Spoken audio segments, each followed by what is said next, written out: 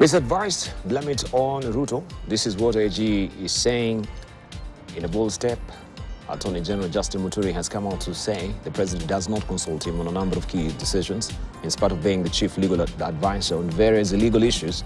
And that is why government has been a butt of jokes in the corridors of justice, and especially with the public debt being one of them. According to Muturi, he says the debt probe can only be done by the Auditor General. He says his opinion was not sought prior to announcement, and that has been halted by the courts as it stands right now. And the raft of issues that we want to pick here this morning just to discuss with the panelists, as far as the economy is concerned, this is the biggest ticket issue that is being discussed in the country. And of course, the peace and prosperity of this nation is predicated on a peaceful political posture at the end of the day. And I just want us to begin from here, especially this statement that is coming from the AG. This is not the first time we've heard of this. And now we've seen time and again, especially when critical decisions are made by the executive, they are being challenged in the courts. That has been with the chief, with the housing levy, and lately also with the public debt task force that has been put up by the president. We want just to begin from there, especially.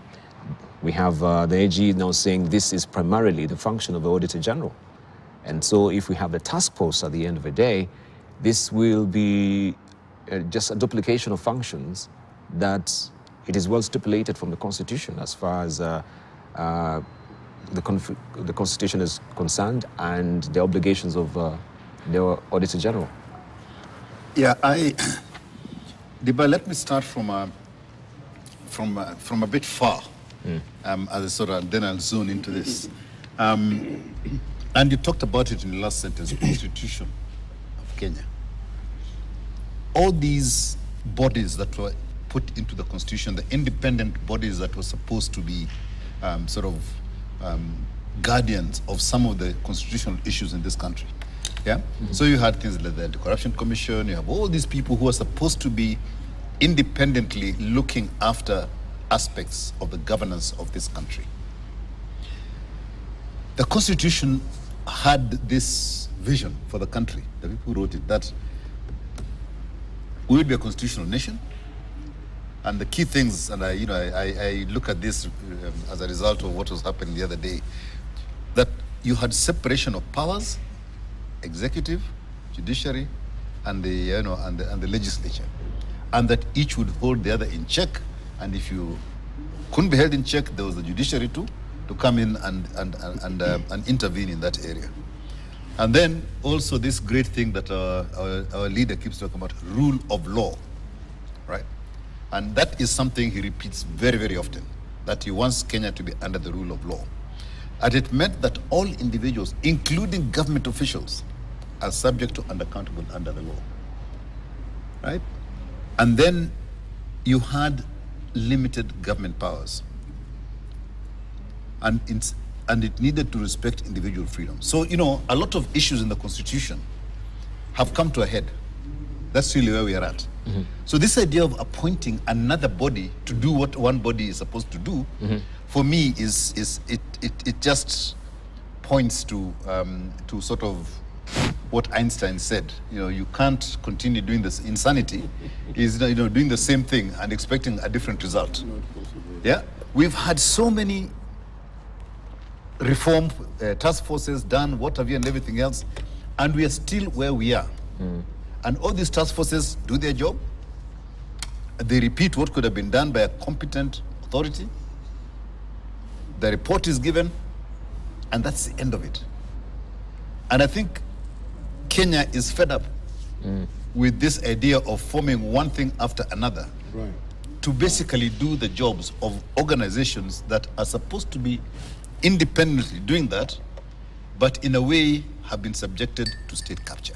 And I think that's the key thing, that the Gen Z revolt that you're seeing in the country and so forth is all around the fact that if we had allowed the Constitution to operate properly in this country without state capture, right, then this country would be in a different place completely. And I say this sort of unreservedly because I've been sort of looking at what is it that underlies this whole Gen Z. And what you looked at was the issue of the of the budget, the finance bill. That was a match, right? There was fuel everywhere, and that has been building since this constitution was written.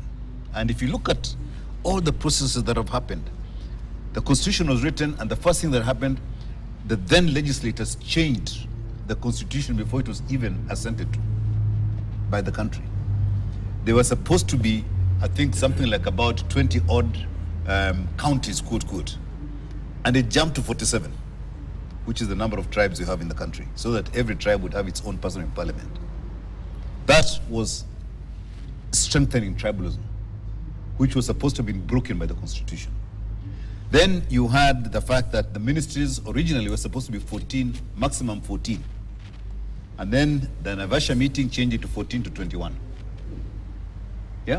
So you can see that right through from the time the thing was written by the people of Kenya at Bomas, it continuously has been undermined up to now. And what you're seeing now is purely a revolt against the undermining of the Constitution of Kenya. And if we went back to square one and did everything right, everybody would be very happy. And Gen Z are right. They're saying, just take the action. All these task forces that have been there forever, right? And why are we forming another one? Yeah. And sorry to harp on this. I mean, the AG talking about he's not been consulted. That is his job. He's supposed to be the legal advisor to government, right? And if it comes out, he's realizing that things are happening which should not have happened, and he knows in his legal mind that those things should never have happened. But it seems some of these decisions, they come from the left side, because he says, I learned from the media. Even me, I learned from the media. It didn't really pass through my desk. So most of his things also learns from the media. So that's why he's actually saying he's never been consulted. Look at what happened at the signing of the IEBC bill. There was an event to sign into law the IEBC, the bill into law. Why was it taken out from where it is normally done? It came out into the public. It's the first time I've actually seen a bill being signed outside State House. Right. And then you had a whole circus of politicians there, and they announced this thing that everybody's now going into the national dialogue. When already that national dialogue, from the day it was announced, was already fighting an uphill battle against almost all the people in the country. Was it because now it was bathed through the NADCO report? The NADCO report. That we needed maybe both sides of the divide. Yeah, but to have a ceremonial they should have been in the right place. That's my view anyway. That's for me, the whole issue of of how you present yourself tells a lot of things. Yeah. But for me, this issue of the AG saying that he has not been consulted, and you hear the control of budget saying something, they're being bashed. You hear the SRC doing something from before, they're being bashed. All the sort of the constitutional bodies that are established, nobody is listening to them, and they're being bashed by everybody. And it shows a culture that exists within the leadership in this country. And I'm sorry to say that is what comes out when you see all these things. Put them all together. I'm not surprised that the AG has come out saying what he's saying. But you see it with every single organization that is supposed to be an independent body that is holding Kenya to account. And I think Muturi is not on his own. There's a whole, perhaps, non-consultations across certain ministries. And my mind goes straight to the treasury. If you take people, perhaps, who have responsibility there, certain decisions which are made, you really can see them coming from that individual. And my take is really the lack of consultation and dialogue. And probably that's the biggest challenge we have in the current administration. I'm in charge here. And poor Muturi, this is what we call watching dirty Indian in public. And for us, somebody at level to come out and say this, it must have reached him to the last point. I suspect it's across the whole government. And the moment you as having the leadership doesn't not listen, then you're on your own. And therefore brings the question, who are really the advisors? You must identify, if it's McPhee or whatever, genuine advisors will tell the king you are naked. You take it, you don't. And it's worrying, you know. The president of Tanzania says exactly that about our politicians. Right. The kings are naked. She says that. And nobody's telling them they're naked, right? No. And it's interesting when you have that headline there, this kind of thing, and then they say, then you get a message like this. It's worrying. What has Kenya School of Monetary Studies? We'll come to that. Which is actually where maybe also. But coming to the, We'll put him into hospital. they took me back. Okay, I'll stop. Go to the Kenya School of Monetary Studies and you'll be back in hospital tonight. Mark, I thought you were my friend. No, this is a light touch. But I think we need to go down, Tim. If an AG can say this publicly, there's something rotten somewhere. The other issues, why do you say we need a dialogue? For what? Just do it. All these kids are looking for, don't tell us, do it. Do I really need a dialogue? They've itemized what they really want. They've itemized what they really want, their demands, you know? Yeah. And they're saying, let's not call it what they want. They're speaking on behalf of a sick nation. Yes. In my view. And it's Nigeria. Then Nigeria actually put it down. The Nigerians were saying they are going on the street because of bad governance. Here, bad governance. So it's not a finance bill. Uganda also is corruption, right? And they're going to occupy parliament, just as we did here. They're saying we're occupying parliament because, especially, they are going for the neck of a speaker. But yeah. That thing of occupying the parliament is not as simple as we look at. What are you really telling when you go where the law is made and you ban that? Well, the law is made. They actually said, we don't believe what you tell us as an institution. We don't need it. Yeah, correct. Yeah, that's what they're telling us. Yeah. You failed us. Yeah. You went there to represent us, you've not spoken for us. Absolutely. All right, let us hear from Professor Exen Iraqi. The debate is becoming interesting. My friend Obat, I like the way you always focus on the Constitution. When this Constitution came in 2010, one of the sentiments I had on the streets of Nairobi is a very futuristic Constitution. And that future has arrived. That's why you can see Gen Z, people here, are always making reference to the Constitution. Because they realized if there's nothing to guide us, then everything will be okay. And that's why you are saying any action taken by executive, by everybody in this country, they refer to the Constitution. And unless we refer to the Constitution, anything else we refer to will not take us where we want. You also forgot that apart from the Parliament, the executive and the judiciary, Kenyan new constitution came up with another innovation, the commissions, which appears to be a fourth level of government. So if we don't have fidelity to the Constitution, of course you know the alternative. And that's what is scaring everybody here, because we are used to making decisions without reference to the rule of law, without reference to the Constitution. In fact, as soon as the president came up with task force, in about 30 minutes, people were giving the constitutional reference. What they were saying, this is the work of the Auditor General. Indeed. So we must, this is not the old days where people used to do what they want. We must follow the rule, we must follow the Constitution. Now, the second issue, to follow my prof, dialogue. I'm sure anybody who went to University of Nairobi can remember what dialogue was. It was chapati shada. I'm not seeing dialogue here. And maybe next time we should not come here unless you give us dialogue. You can take mine. Just give them dialogue, what they want. Chapati. Yeah. I'm trying to lose weight, so kula yango too. And I think the Gen Z and their silent supporters, because I believe they have a lot of silent supporters, are saying, we don't want dialogue, we want concrete action. And they are right in one way. The Parliament, the Senate, the wards, the media, they're always in dialogue. There is every day there's a dialogue about the key issues that affect this country. So what is this new issue they are going to bring in the dialogue that we are not aware of? So people want action. Yeah. And if we don't if we don't see action, people are going to start to keep on complaining. For example, the president said there will be a reorganization of the government. And now everybody is asking, when is it going to be reorganized? Because he said it, so we want to see the reorganization of the government. And now he brings in I've now seen a new dialogue about government of national unity.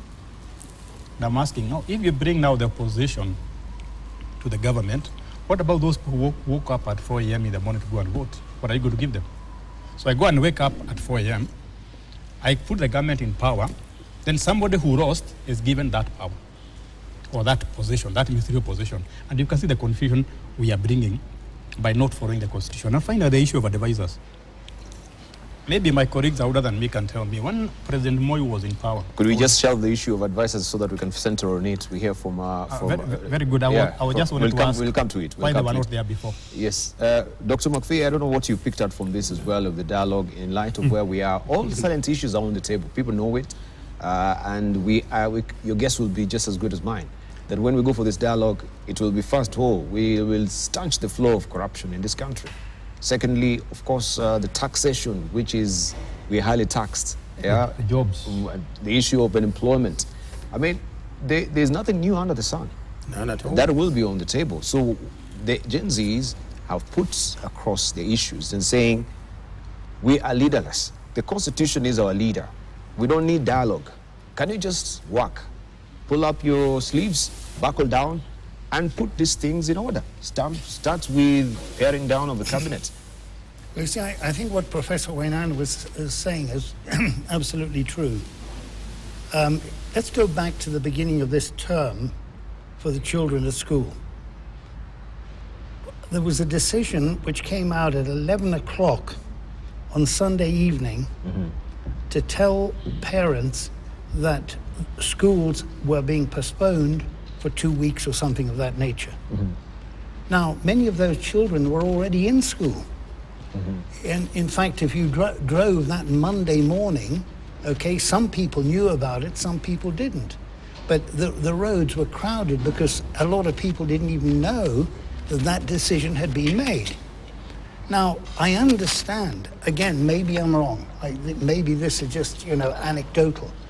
But that decision was sitting on the table of a certain gentleman, and he's got so many things to do, it was overlooked.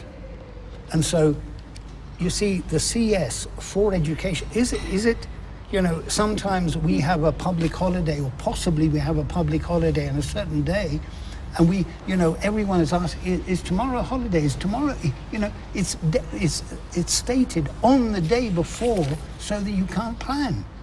Now, are we going back to the Stone Age? We have to have proper leadership. We've got to have delegation of duties. I think this is what you're talking about, okay? And, and then also, if he makes a decision which I oppose, I've got to at least listen to him and say, now look, XN, you've made this decision. What's the rationale behind it? And maybe he's got a very, very good reason why he has made that decision. But it seems as if, everyone is frightened. I can't make a decision because if I do and if it's wrong, I'm going to lose my position. And you see, the problem is, unfortunately, around every president in the world are a whole lot of sycophants. We heard that this morning on, on the news at 7 o'clock, okay? There are those people who, oh yeah, President, you're the greatest person on earth. We love you. You're doing everything right, okay? Biden's wife is saying, yeah, well, fantastic. You did a wonderful thing in that debate. You were just outstanding. Now, Gen Z are not stupid. The only thing is, us politicians are. And the problem is that, well, I know someone who was in a meeting at a very high level in Kenya, and the president realized now his CSs are bure kabisa. Bure.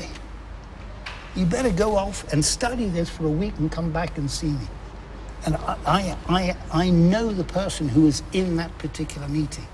So, number one, you've got to choose people around you who really have competence. Has the president done that? it seems as if it is not the case. Again, I don't know. I'm not an expert on these, but a lot of people will say that. And then a lot of people also say, look, under our new constitution, we're overrepresented. And Kwame Owino, who's a fantastic economist, he, in a meeting before we passed this new constitution, said, there was one of the committee of experts. I call them the committee of Wajinga because, my God. Anyway, I know Professor Wainaina doesn't agree with me, and he'll always remind me, Jim, you're saying this, and But Kwame Owino said, look, how do we pay for all of this? And this man from the committee of experts says, the counties will generate their own economic resources. What is the biggest item of expenditure almost in our recurrent budget in Kenya? The counties. And we know that the money is being misspent there. There are people who are earning $1 million shillings a month as clerks. So I feel, my God, I wish I could say something positive, but unfortunately, we don't, sometimes we don't see these things, but we're going towards a breakdown of Kenya. We are destroying our country. And unless we change, all of us, I was telling, there's a lady, Flora, who works here, okay? And she phoned me the other day and I said, look, I took an iPad that I was carrying it from one place to another. I left it outside my office for 5 minutes. On my bag, I had my bag there, the iPad. I went into my office, 5 minutes later, I come out, and it's gone. Oh, no. And that is Kenya. All of us are stealing. I cannot give 20 million shillings in a Haram Bay unless that money is stolen. Because, has that person paid tax on his business? To make a profit, which you can, so much profit that you can give away 20 million shillings, there's only one possibility. Now, Gen Z are calling the truth. They want the truth. Now, this happens, mind you, this happens all over the world. When I was doing my PhD in Scotland, they installed a new parliament. The first thing that those parliamentarians did in Scotland was raise their salaries from £2,000 a month to £4,000. That's the first decision they made. We have the same in Kenya. I pity this lady who's in charge of the SRC. If I were in her shoes, I would not be able to sleep at night, because we are totally irresponsible at all levels in Kenya. This happens in the private sector, it happens in the public sector. Concern for your fellow Kenyan. Wacha. How many wajinga too, But now, we don't say that. Of course we say, oh, bala, mtukufu, beloved.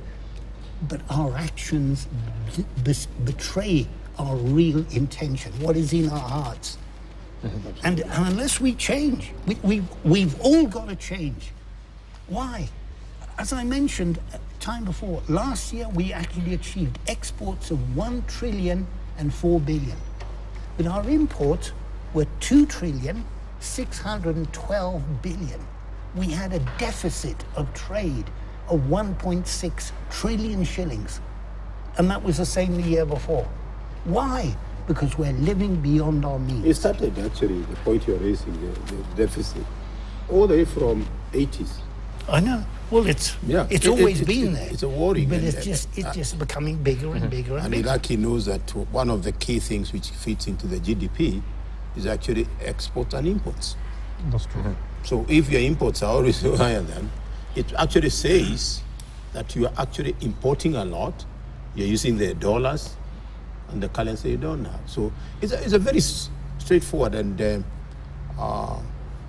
a very interesting girl. She's 23 from Zimbabwe, and there was a competition. She's going to talk in a high-level meeting this month in New York, and she talked about beyond the GDP.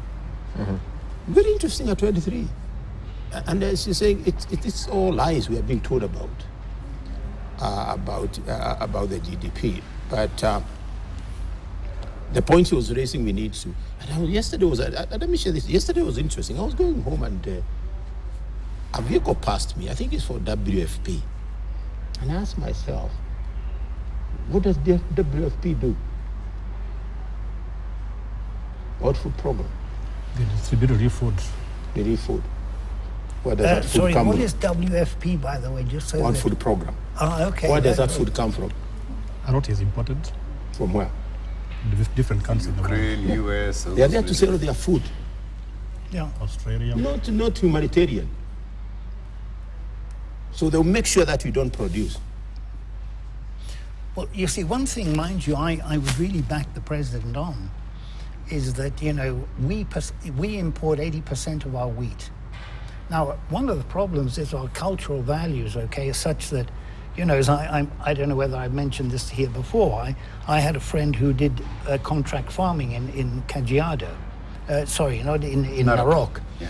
And he used to, there was a Maasai fellow who had a 1,500 acre farm, and he would get, grow barley on contract for him. He would do all the planting, spraying with a plane. They had a plane, they, you know, then combine harvesters. And he made a lot of money, this man. Breweries would pay him, he would then pay the Maasai guy. Now, the Maasai guy was so rich, he got 7 wives and 49 children. And then, of course, he died. And so now, because I met this man last, I said, no, Pat, why are you still not doing this business? Why have you stopped? You know, the country is, we're importing barley now. Right. And, well, all those 49 children, okay, you now get 30 acres each, and it's overgrazed, and you can't grow anything. So, you see, our cultural values have also got to change. I've got a scholarship student, okay, who's doing accounting at Strathmore. Now, she went out of the room, okay, and the father said, you know, with this, the mother of this one is, I've got 4 children with her, and then I've got my other wife, and I've got 6 children with her. This man is a man with 10 children, and he's a border rider, you know? So how does he educate his children? So our cultural values now, you know, the culture, let's seek at the good things and leave the bad things. Right. I like the fact that also you pointed out on the issue of the counties as well, with their own source revenue, since I think had been flagged by Kwame Owino. Could we also explain, because we have been on this bit, especially with this, how can a county have, you know, own 352 accounts? And the legislation is very clear that now you need to only bank with the Central Bank of Kenya. And this is what the story is here, transparency. None of us obey the law in Kenya. I know that ex-Iraqi But it's time now. Is the one man who does, but all of us, you know, we try, well, we don't even know the law. But there's hope. We don't, There's hope. Dr. There's hope. Yes, okay. Because now the Gen Z and all Kenyans are in agreement that yes, now the power, there's a paradigm shift, is going back to the people, and they're calling for accountability, and it should begin with the own source revenue and transparency as well on how these monies that are being disbursed, because they are the same who are really decrying the fact that money is not being disbursed. And we've seen there's a delay that has not on this particular disbursement of fund. Even right now, the governors are calling on it. But they're the same culprits at the end of the day who are banking with the commercial banks. And I remember also Kimani Ichung'wah before, I think it was maybe in the 10th or 11th Parliament, he had a legislation to try and prevent this particular, you know, occurrence of the counties banking with the commercial banks. And I think that's tapered off, just fell through the cracks, got lost in the shuffle. But we need to call it out. So if you have 350 accounts, what are they for? I think part of the problem we have in this country, before, and then move into this, is that everybody says it is not illegal. There is no law. Yes. Right? So if there's no law about it, I can do it. Yeah, I think that has been the argument to the politicians as well. That is our sort of our baseline. That if there's no law, I can do it. But there is a not CBK. the other way around. No. There are regulations, and regulations people ignore. Yeah, and these regulations are being issued left, right, and center. People ignore that because it's not the law. You can't take me to court if I do this thing. Regulations won't jail me. This issue of accounts in counties and everything else. It's simply a way of being able to put money into so many different places, and you can then siphon it out of the county government. And I want to link that with own source revenue. There's this issue of this disbursement from the central government, which is based on, I think, population size and a whole host of other factors, which I completely disagree with. Because if you look at the different counties, a county like Nairobi is small in land size, but has got a very high concentration of activity in the place. So its generation of revenue will be based on the activities that are being done in that particular size, small, very dense area. And you can't do agriculture in Nairobi because of the nature of the topography and the way it is populated. You go to somewhere like, say, Uasin Gishu, Mandera, whatever those places, they've got massive tracts of land. How would they generate on-source revenue? They need things that will occupy that area of land. So what would I do? I would go ranching and get ranches and put cows and everything else and get activity, commercial activity, based on the topography, based on the geography and the occupation of that area, and get those activities happening. I know it's very simplistic, but it's just saying that the issue of this equalization fund and everything else, because of different kinds of county and everything else, endowments, yeah, it actually makes people lazy. They need to start thinking differently. I have, you have acres and acres of land in the semi-arid area up to the north. What I would do is to create an investment fund that if you got, say you're going to put a ranch of 1,000 acres and you need great cattle and you need support for that and everything else, I would give you that. Yeah. If you're going to form a special national park and bring in animals and whatever it is and create lodges and create tourism, we have to think differently rather than rely on handouts in terms of government. And then when you do get those handouts, what happens? You put them into these stranded accounts and you siphon them out. And those counties will never grow because the money is going out through these places. And the issue of now bringing it back to one central account in the government is great. But sure enough, it comes there and it's going to be paid out. Those accounts will appear in a different way. These guys are clever. What needs to happen, as I always keep saying, and I think we've said for a long time, we need an IT system in the government that is centralized, transparent, can be looked at by me and anybody else and can question, and then you put blockchain. So you can see all the accounts, all the transactions that everybody does. And the minute that money is put into an account and it leaves that account, you can tell exactly who authorized the withdrawal and where it was and how it was, and what it was being done for. And unfortunately, the minute you talk about IT systems and blockchain, everybody kicks you out and they sort of say, we know what we're doing, and you're done. So 352 accounts, you can block them now. When you go to this central accounting system, the single government account, it will find a way of taking money out.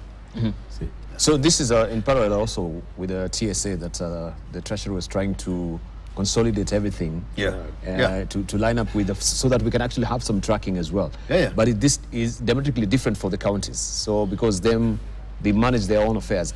But what I was wondering... It was supposed to be the one thing that was going to then go all the way down. Or it was to percolate even to the counties as well. Yes, it was supposed to do the same thing. Since there's a policy, what is making it so different for them just to close up these accounts? Because there's a regulation from Treasury. Action. Gen Z are talking about, everything. Action from the Treasury. See, you call Raila, he will tell you something you have known for ages. Just act. Period. You'll say we need to have it in the dialogue. Yes. See the bar. There's a catcher my prof is talking about here. If you remember the origin of devolution, it was we devolve responsibilities to the counties so that we can be more in tune with the needs of the people at Mashinani. But we forgot there was another catcher that counties were looking for, the catch of the national government, that we can overemploy, we can be corrupt, we can do so many other things. So that catch of the national government cascaded down to the grassroots. That's why we're having 352 accounts. I find it very hard to handle my only 2 bank accounts.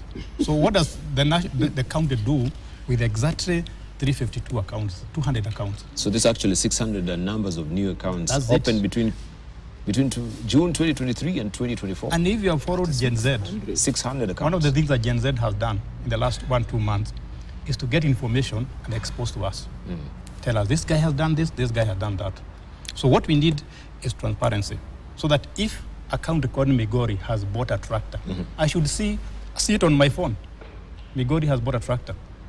If somebody has given Migori a donation of 100 million, I should see it on my phone. The same way you do a transaction with the bank and you get a message. It's our money. So why should we not have transparency so that whatever money the country gets, whatever money it is paid, is all public? Right. And that's one way to be transparent. I wanted just to ask, before you proceed, since you're talking about also the on-source revenue that McPhee, you had raised, well, there could have been a challenge since we shook our constitution into place 2010, that maybe there will have been a grace period. Let's say we'll have given a window of transitioning, since you're trying to grope through the darkness to find your way on how you can raise revenue, to discover the assets that you do have as well, and how you can you can sweat these assets to make revenue for your counties. Should there have been a clause, maybe, that there will be a breakaway from the cutting of the umbilical cord from the government within 20 years or 30 years, right? That's now, no, I'm just asking, so that's at least we avoid this sort of mentality that we always have a pill in hand. We know we can misuse this money because Treasury at the end of the day will disburse other tranches of money for running our affairs. But if we know, there's a window period which is closing so fast, then we can actually be having accountability and scratching our heads on how we can raise our own source revenue. Did we miss a transitional clause? See, the problem is the following. We're one country, and for example, we are major exporters of flowers to the European Union and also to the UK. And as this lady, Cecily Kariuki, pointed out in a meeting with the World Bank recently, when the flowers are taken from Naivasha to Jomo Kenyatta International Airport, you're going through a number of different counties. Now, those flowers have got to be taken, and also the vegetable produce has got to be taken at a temperature of 12 degrees centigrade. Otherwise, they're going to wilt. Now, you get to the county border, okay, where Naivasha is, I think it's in Nakuru County, okay, you come into the next county. Now, the people there say, now, what are you carrying here? They open the door, hot air gets in, they close the door, it gets to the next border, they do the same. So as a result, those flowers are wilting before they get to their destination, and they therefore get a lower price. Now, you see, theory and practice, the point is that you didn't need these professors at university. I always call the PhD a damn stupid thing. Why? Because you study a little thing and you're meant to make a contribution to knowledge. And when you look at, some of the PhDs that I know can't even write a paragraph in English without making 5 grammatical and 5 spelling mistakes. And they say, well, I'm Dr. so-and-so. Daktari, everyone likes to call you doctor. I said, no, I'm not Dr. Jim McPhee. Why? Because people may confuse me with a witch doctor. But anyway, the thing is that we have to have business people on the table. And I always go, I know Wainaina says I'm an agent for the Rwandan government. But, when Mohammed Badi was appointed the head of the NMS, about 2 weeks later, I drove into the CBD. I couldn't believe my eyes. There were changes. I could see changes. Good changes that Mohammed Badi had achieved. Now, recently, when the Gen Zs were there, a fire was started in the place where the records of Nairobi County are kept. Supposedly by Gen Z. Gen Z never did that. Now, why were those records burned? Because you now you have no way of tracking where the money of the Nairobians have gone. So, and now this has happened in the United States, okay, but you know, it would take too long to actually explain that thing to you. But you know, what happens is... There should be online records. I know, but you know, the problem is, you know, when we started thinking about, as you mentioned, I think you said, look, I had a friend, Gatimu, who was working in Treasury. He's no longer working there. But he said, look, let's turn the provinces into counties. And I remember President Kibaki was running around the country saying, look, you know, vote for this constitution. We'll have even more than 47 counties. And, you know, now Gatimu was a wise person. He was an economist. He knew what was going on.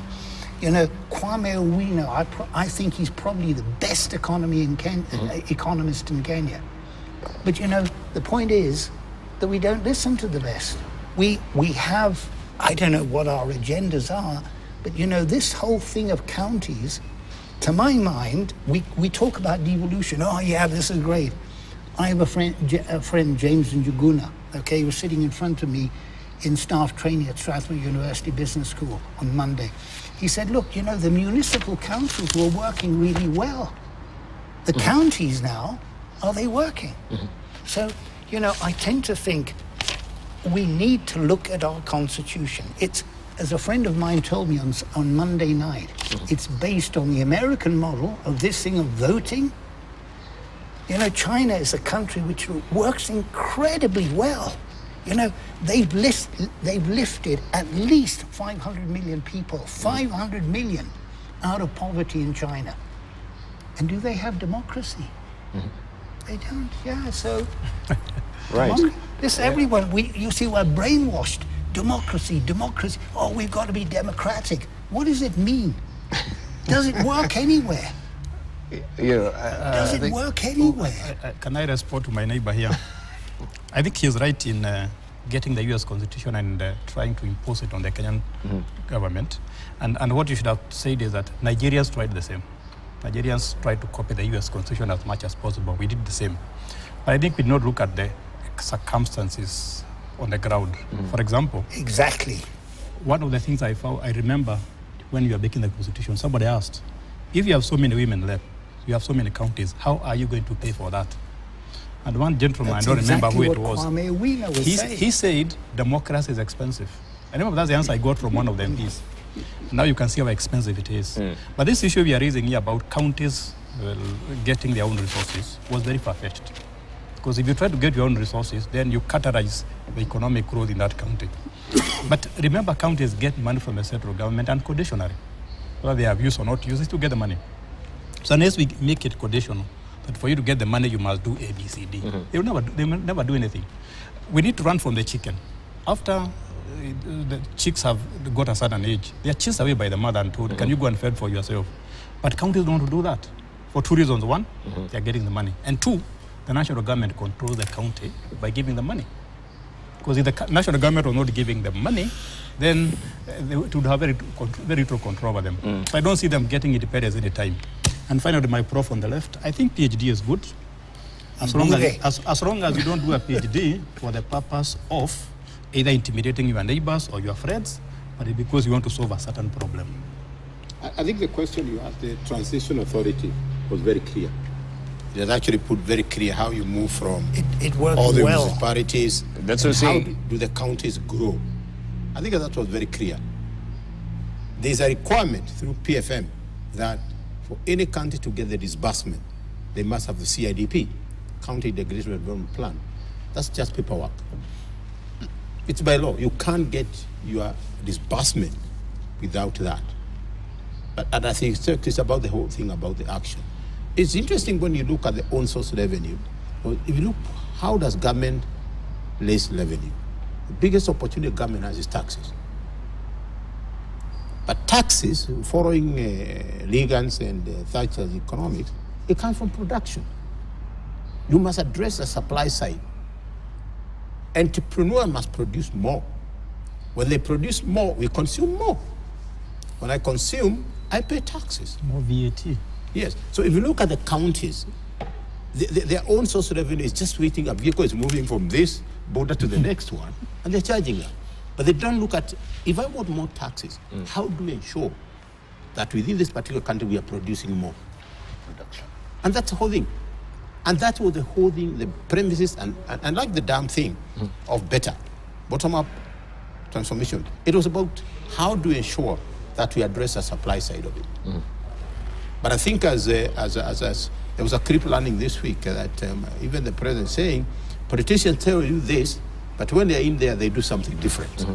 Fantastic blueprint, and that's what we're supposed about. So the counties now, if we go to a county like Homa Bay, and I think the Raila is doing a good job, look at the fish, look at the wildlife, look at the pineapples. They probably have the best pineapples in this country, sweet. How do you make those people produce more? Why do you have to transport all the fish from Homa Bay to Thika for processing? You can do it there. So you can see the impact of that. At the end of the day, that county will raise revenue. Now, the 600 accounts, let me solve this one. When I was in government, there was a PS who had about 12 accounts. And he didn't last very long. I remember there is something we were doing, and it was about 18 million. He wanted 8 million as cutback. So he said, what job are we doing now? He was called by the bank manager. PS, you can't have 12 accounts. They're even expensive for you. Either you have to have 2, me I have 1. And probably it's not very useful. No, one is dormant. One is dormant. So it's on my understanding, is a straight way of stealing. There's nothing else. It can't be anything else. All right, we need to take a short break on that particular note. We're going to circle back. Of course, the issue still on the counties, because we have Obado's case, which is back to the courts. And the EACC had indicated that now they've had an out-of-court settlement that instead of the 1.5 or it was 2 billion shillings. I can't remember that, maybe a ballpark figure there. I don't have the correct figures as well, but it was around 2.5 billion shillings that now Obado will only cede with what the EAC will actually get is 200 million shillings. And we were asking a question here. Where does the EAC get the authority to decide that we can actually settle a matter out of court? Right, so I need maybe action on that, or maybe, okay, your wisdom on that as well, not really action. And of course, we shall be looking also at the issue now of paring down of the advices to 50%, as it's being put by the head of public service, and a raft of other issues as well. And that deal with Kenya and Uganda regarding oil as well. We had thought that the dust had settled, but it seems things are up again with the revenue that is being raised from the Kenyan side as far as the import of oil to Uganda is concerned, which they're raising hesitations and, of course, scruples as well. We'll take a short break. We'll circle back with more.